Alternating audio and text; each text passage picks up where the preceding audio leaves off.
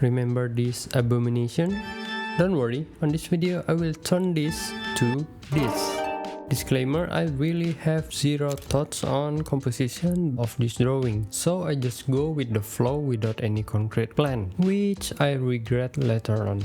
First thing first, I erase a lot of cluttered lines. Then I start fixing the body proportion. She is a lot during archetype, so my guess she should be around 6 heads tall.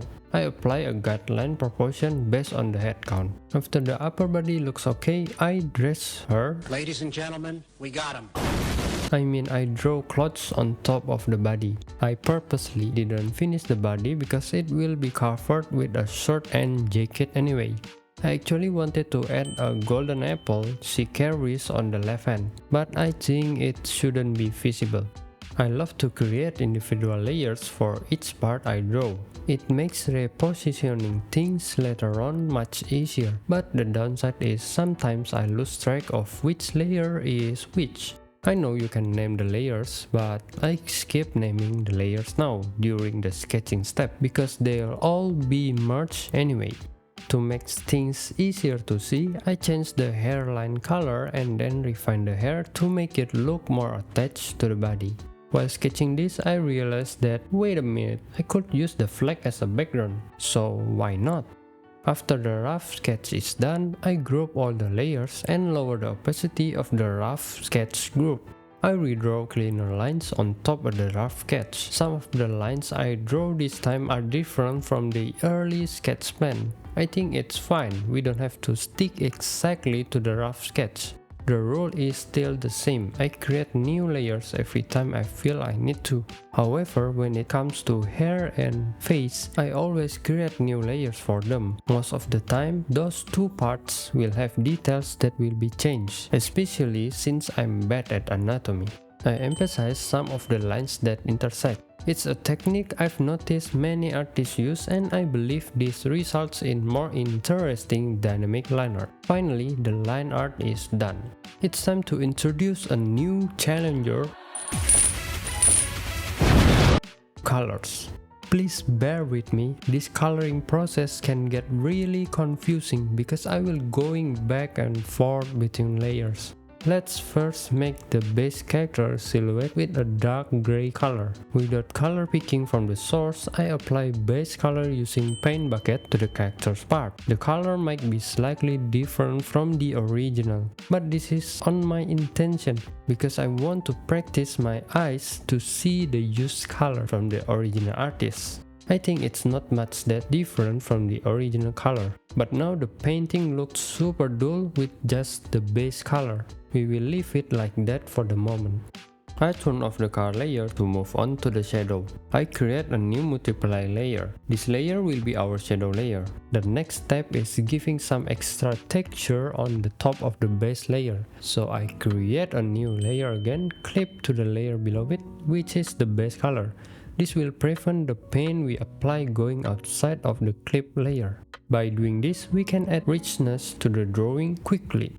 Honestly, I spent way too much time on the hair. I've been searching Pixiv and Pinterest for the reference on how to draw hair and cannot decide on how I want to render the hair. I'm really struggling to make the hair look more realistic, to make the hair looks like hair. I've ended up redoing the hair texturing quite a lot of times. One cool trick I've learned is to create an empty layer, place it at the very top of layers, fill with a gray color, and lastly apply color blending mode. This allows us to easily see the color values.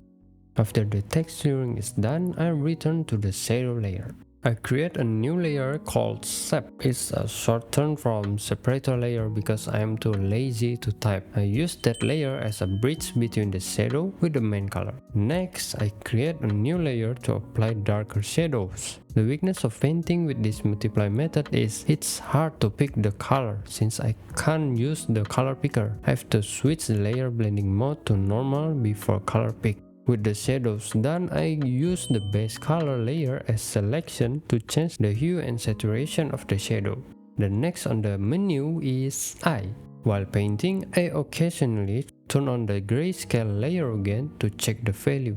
I create separate layers again for each color I use. I love soft edge pupil, so I remove the line art completely and soft erasing the outside pupil. After that, I continue fixing the line art while I color the line art. For highlights, I add a new layer on top of the base color and shadow. This time, instead of adding color on areas that likely will be dark, we put on the areas that likely will be bright. Coming back to separator layer again, I put more color that bridge between shadow and the base color.